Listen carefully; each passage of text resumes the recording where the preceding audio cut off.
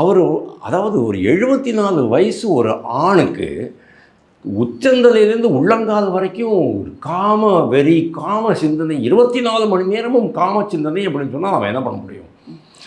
அதுவும் இவருடைய பேக்ரவுண்ட் என்ன அப்படின்னா, இவங்க எல்லாமே வந்து ராமசாமி நாயக்கருடைய வழித்தோன்றல்கள் சொல்லி ரொம்ப பெருமையாக பேசிக்கிறாங்க. ராமசாமி நாயக்கர் என்ன சொன்னார்? அவர் சொன்னதை நான் சொல்கிறேன், வேணும்னா நீங்கள் சீமானுக்கு ஃபோன் பண்ணி கேட்டுக்குங்க. அவர் என்ன சொன்னார்? எப்பொழுது உனக்கு காம இச்சை ஏற்படுகிறதோ, காம வெறி ஏற்படுகிறதோ, உன்னுடைய மனைவிக்காக நீ வெயிட் பண்ண வேண்டாம்.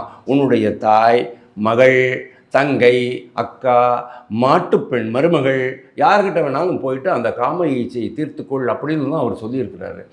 அந்த மாதிரி இருக்கிறவங்ககிட்ட நீங்கள் என்ன எதிர்பார்க்க முடியும்? அன்றைக்கி அவர் வந்து முதல்வர் என்ன பண்ணியிருக்கணும்?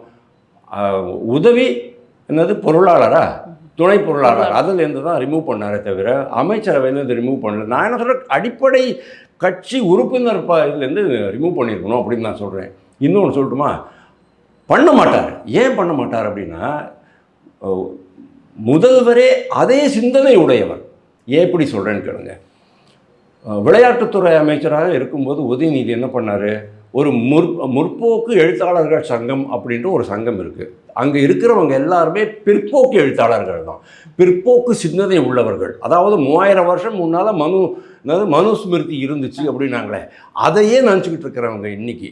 அந்த முற்போக்கு எழுத்தாளர்கள் சங்கத்தில் போயிட்டு உதயநிதி பேசுனது தவறுங்கிறது இவருக்கு தெரியும், முதல்வருக்கு தெரியும்.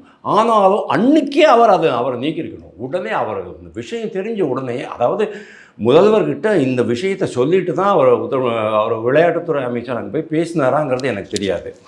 ஆனால் பாருங்கள், நெக்ஸ்ட் டே முரசொலியில் என்ன போட்டிருக்காங்க அப்படின்னா, சனாதன எதிர்ப்பு அப்படிங்கிற மாதிரி தான் போட்டாங்களே தவிர சனாதன ஒழிப்பு அப்படின்னு அவங்க போடலை. ஏன்னா சனாதன ஒழிப்புன்னு போட்டுட்டிங்கன்னு சொன்னோன்னா உங்களுக்கு வந்து ஐஎன்பியிலேருந்து நோட்டீஸ் வர ஆரம்பிச்சிடும். ஐஎன்பின்னா information and broadcasting minister notice வர ஆரம்பிச்சிடும். அதனால் அவங்க பயந்துட்டாங்க.